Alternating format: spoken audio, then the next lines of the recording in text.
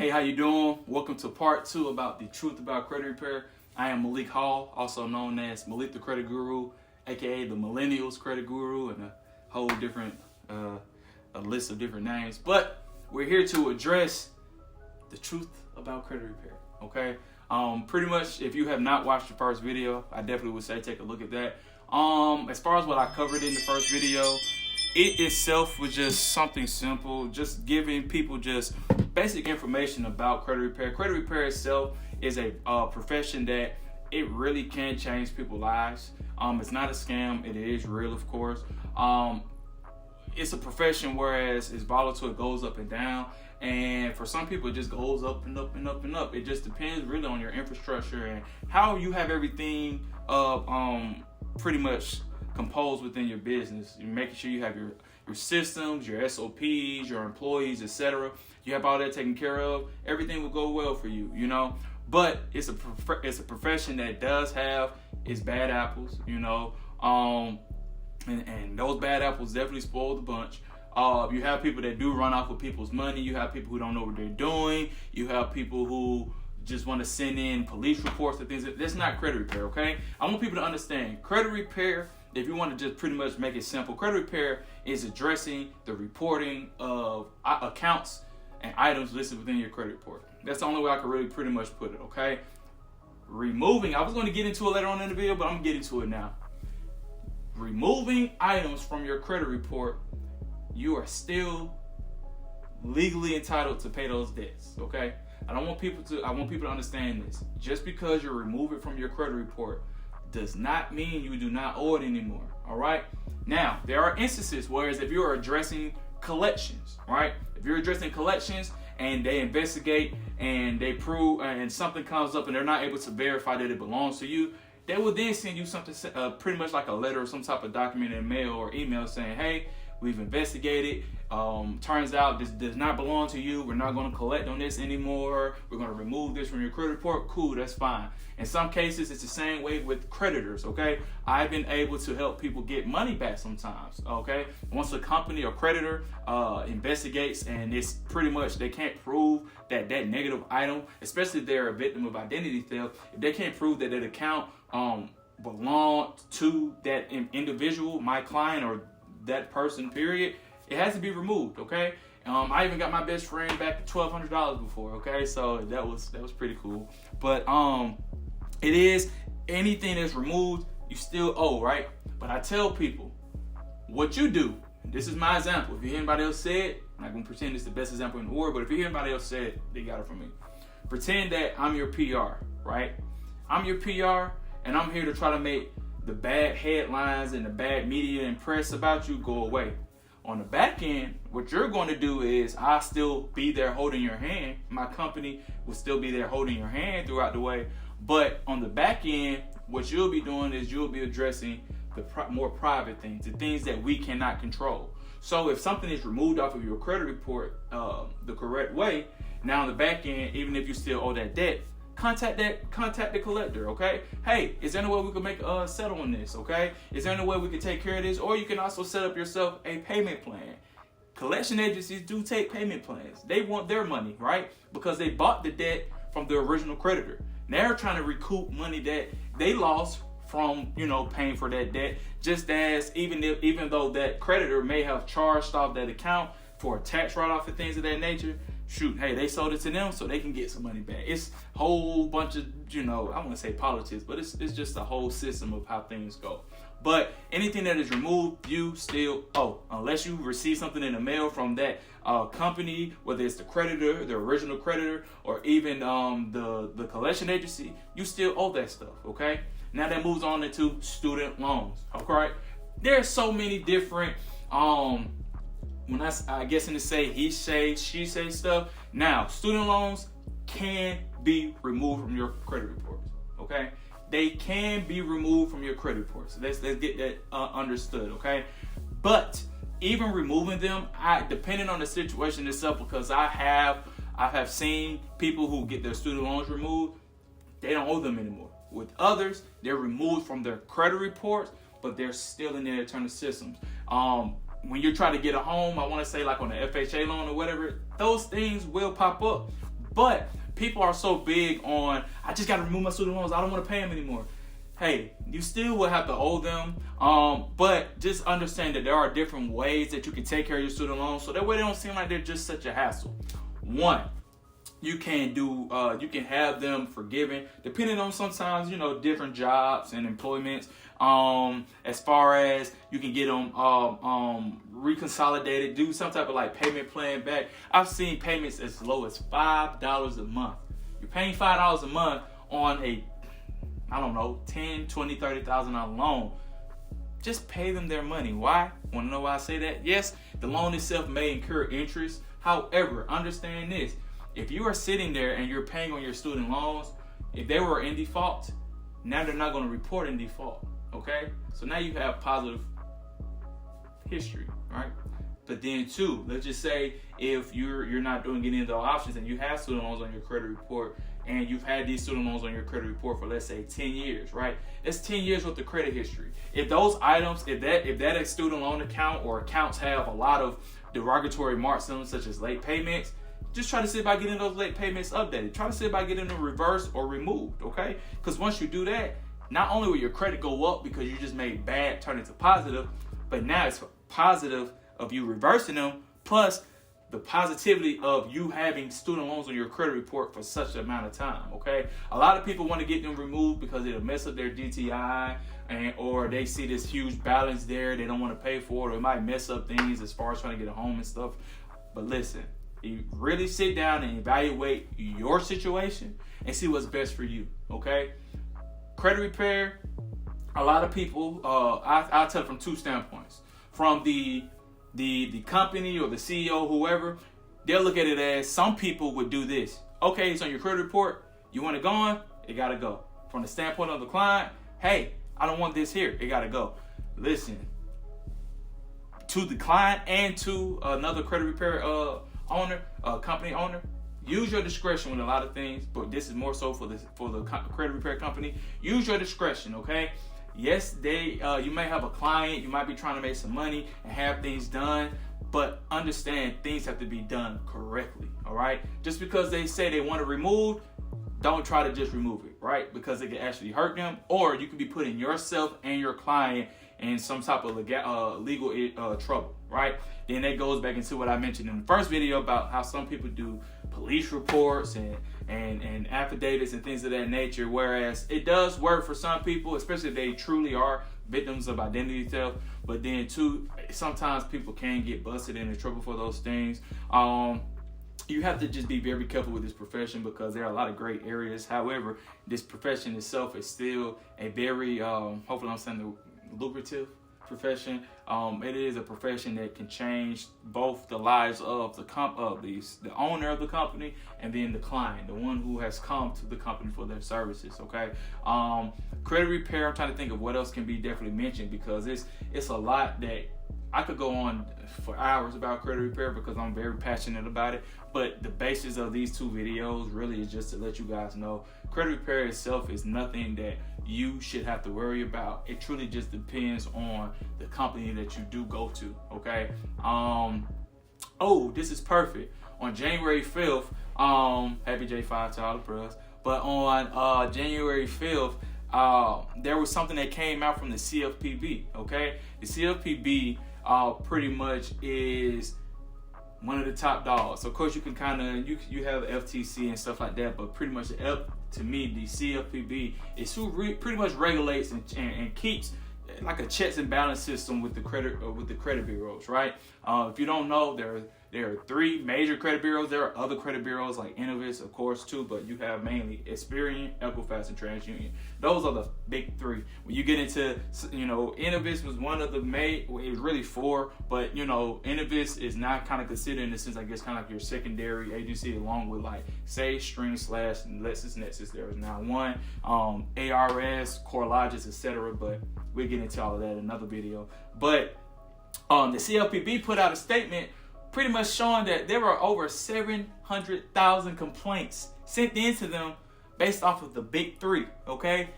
And and something else came out saying that the big three were not really processing dispute letters and challenges that were sent in if they felt it was sent in by a third-party company, aka a credit repair company. Okay, so if you are watching this video, if you're my client, if you're Billy Bob's client, Sally Sue client, or whatever the case may be, and there were times where you didn't receive mail like you were supposed to, or like you were told that you were going to receive during your process, or things seemed as it was very slow, etc.,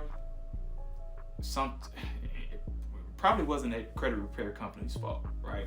So you have to read and look at the resources that are given to you, because everything isn't always just on the credit repair company. Of course, you have the accountability of the client, such as not running your credit, keeping your credit card utilization low, paying your bills on time, and having patience. On the credit repair side, it's making sure that you are sending out the correct letters and sending out the proper documentation, the proper work, and doing things ethically and correct on behalf of your client, right? But you have to also, as a client, read. As a CEO or a part of a company, read. You have to read. There are a lot of resources out here that gives news, and that right there was a major, man, I really, I'll probably end up putting the link in the description actually, but that right there was major because it pretty much let a lot of things be known that even myself was sitting out here broadcasting and pretty much preaching about even before COVID. I want to say since January or February of 2020. So prior to COVID, things still started to hit the fan, and COVID made it even worse. Okay, you have a lot of clients. I want you guys to understand this. You're having companies fight. You're having companies, credit repair companies, on your behalf go against these million and billion dollar companies and industries. Okay. Some things takes time, but COVID really threw a lot of things out of whack. Any credit repair company, and I'm saying if any credit repair company makes it seem as during 2020 things was just so smooth and easy for them, they're lying. I know some credit repair companies who average annually $1 million plus, right? They still had issues even with their company. They had issues still. Okay, so if anyone makes it seem as that everything was so simple and easy, even during the pandemic, they're lying. Because how was everything so smooth and easy for them when everything was pretty much getting shut down? Especially in Atlanta, where Equifax headquarters is located. Okay, so I pretty much covered that. Anything that is addressed in your in your credit reports, even if removed, unless notified differently, you still legally owe them. There are ways, like I said, to take care of those things that you still owe, and you got to pick your battles, okay? That's a win. If you got something removed from your credit report and your scores jumped up because of it, you won. If once you get those things removed and you contact the company and say, hey, I owe you guys $1,400, what can I do? Can I get on a payment plan, or can I do some type of settlement? I'm not working, tell them I'm not working. I don't really have it right now. Okay, yeah, you can do a payment plan, or you can settle, and now you don't owe them anymore and you're good. That's another win. And then just because that your credit is now together and you don't owe them anymore, I'm happy. So that's a third win. You see what I'm saying? So you have to pick your wins. You have to pick your battles sometimes, okay? As much as we don't like to spend any money, you have to pick your wins. Because if you don't owe anyone and your credit is 700 plus, go have fun. Just do it responsibly. All right, so something that I want to just to close this out, because if there's anything that you guys would like for me to speak on, feel free, leave comments, okay? That's why I'm here. I want to be able to give you more things, more content based off of any information that you want to know, if I can share it, or if I do know the answer. If I don't, of course, I do my research or reach out to others that I know may have those answers. But let me know what you want to see, okay? This channel itself will have all types of different videos, whether it's about credit, blogs, guitar videos, whatever the case may be. But I do want you guys to understand that I'm the credit guru. I'm one of the credit gurus that's in the U.S. right now, okay? Let me be able to help you, okay? It's that simple. But a message that I want to have to people who are interested in this profession, like I've said it before, it's a two-way street, okay? Understand that unless you see signs of fraudulent, scammer-like vibes from the company that you're working with, such as they don't have a website, I wouldn't say necessarily someone has a business phone or not, because there are big companies that don't even have a phone line for you to contact them. They just stick to doing things via email. I actually don't disagree with that. I really feel as sometimes a phone line will. I feel like honestly it's only needed if there are some type of technical issues that need to be really handled. But email is just as fine. So if they don't have a website, that's something different.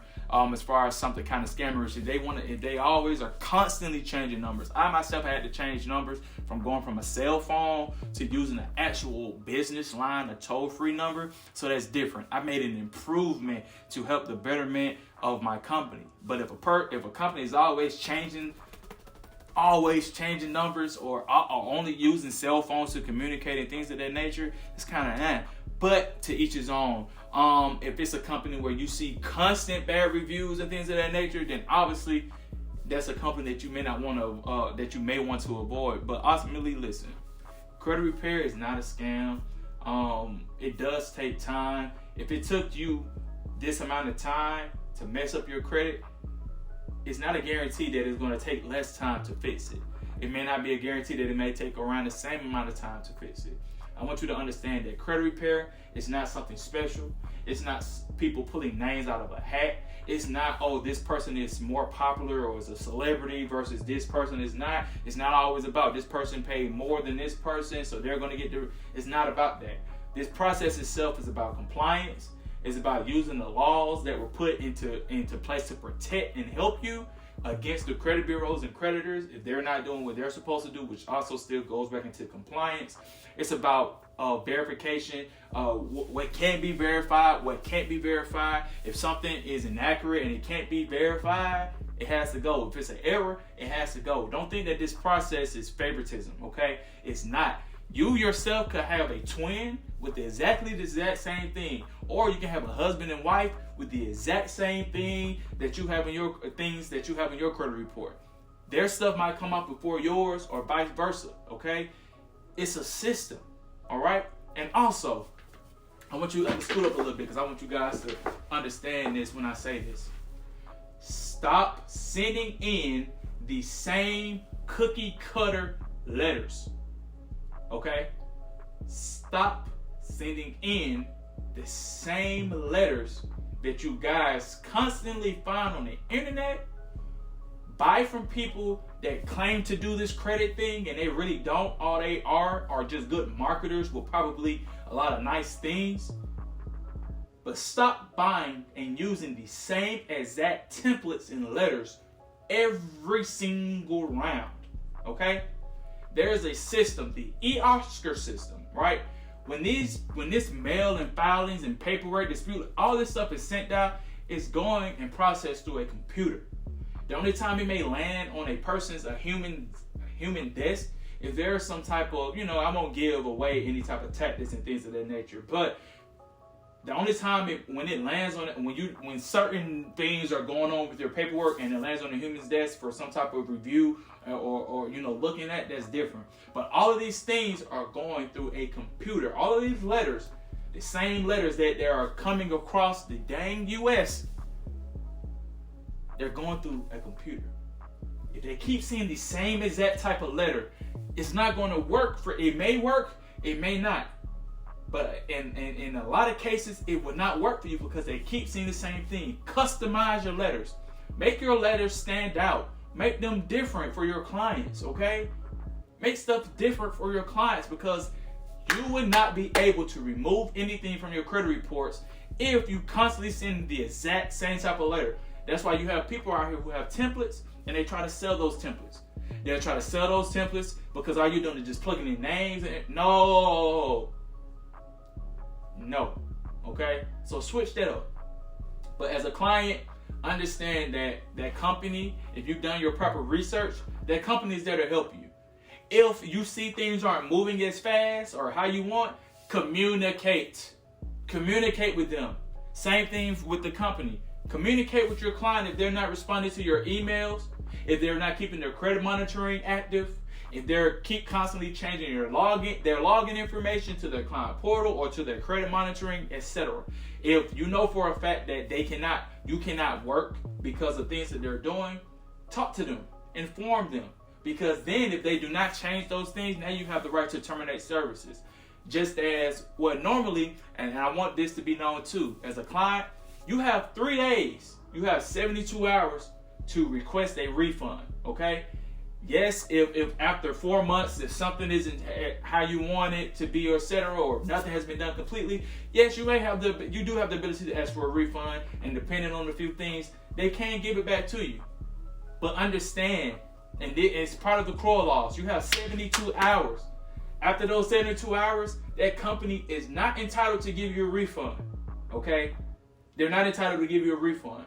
Especially if there were things that you did not do as a client on your end, such as completing onboarding tasks, or making sure that your credit monitoring is correct, or submitting certain type of documentation or specific information that's needed needed to be provided to the credit repair company. Okay, so it's a two-way street. It's a two-way street. Help them help you, and I'm saying that from the company to you. Help the company help you, and as the company, reach out to your client to figure out what you can do to help them, all right? But I'm not going to go too much further with this. If you guys, like I said, if there are any type of topics that you guys would like to hear about, I would love to speak on it, even if it's not about credit repair. I'm an open book about everything, okay? Because I do have a lot of wisdom. I've seen and done a lot of things, okay? But other than that, this is the part 2 about the truth about credit repair. Just understand it's not a scam. You just have to do your research and your due diligence on your end, and just make sure that you are doing your part, a part of your process, okay? Do your part. But other than that, I'm Malik, the Credit Guru. I appreciate you watching this video. Just like with any video, no matter the topic, watch, like, turn on those notifications, and of course, subscribe. Share it, and I just keep doing my thing. Until next time, peace.